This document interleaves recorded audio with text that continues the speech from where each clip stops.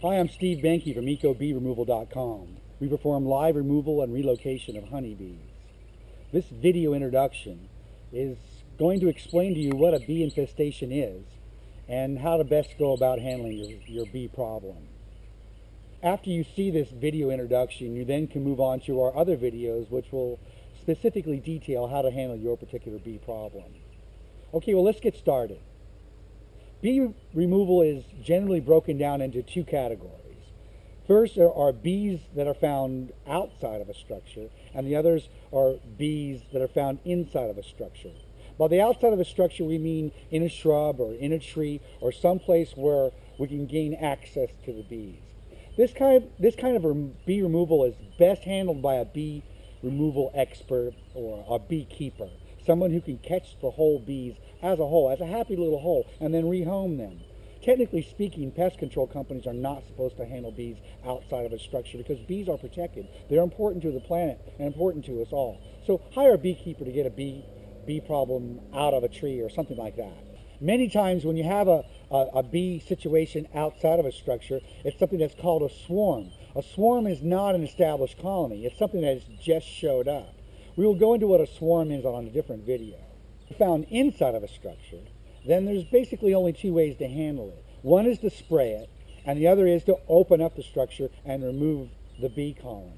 Unless you know for sure that your bee infestation has been there less than 2 weeks, we do not recommend that you handle it with spraying. Let me explain. When a bee swarm moves into your structure, the queen begins to lay thousands of eggs a day, and soon you're going to have pounds of honey and wax and larvae filling up your structure. One of the main functions of a bee colony is to fan their wings to keep the wax cool. Wax has a very low melting temperature, and without the bees there to fan their wings, that wax and that honey will start to melt in the walls, and once that smell goes aerosol, every bee in town is going to be at your location looking for a place to live. So again, unless you're absolutely certain that your bee infestation is recent, don't waste your money on pest control. As a matter of fact, many pest control companies are getting out of the bee business altogether. They know they can't resolve your problem, and they will only give you a 30 to a 90-day warranty. Bees will come back if you don't remove the honeycomb, and you'll be paying for this all over again.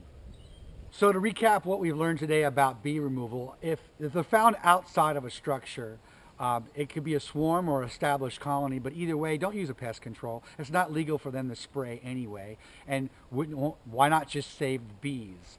If they're found inside your structure and you're not confident how long they've been there, it's better just to open the wall and remove the colony. And if all things are being equal, won't you consider live removal? Bees are so important to our planet and to us all. 1/3 of all the food that we eat today comes because bees pollinate our food. Bees are disappearing all over the earth at an alarming rate, and for many, many factors. They're just being stressed out by genetically modified foods, by the chemicals that we're using, by being overworked, and there's viruses and beetles and all manner of things. And without the bees, what will we do? So choose live bee removal if you can. Call our 800 number on the screen and find a bee technician in your area, someone who can come out and take care of your bee problem and save the bees. We hope you enjoyed this video. Please go on to our other videos which detail how to handle your particular problem. And thanks for watching. This is Steve from Eco Bee Removal. Be blessed.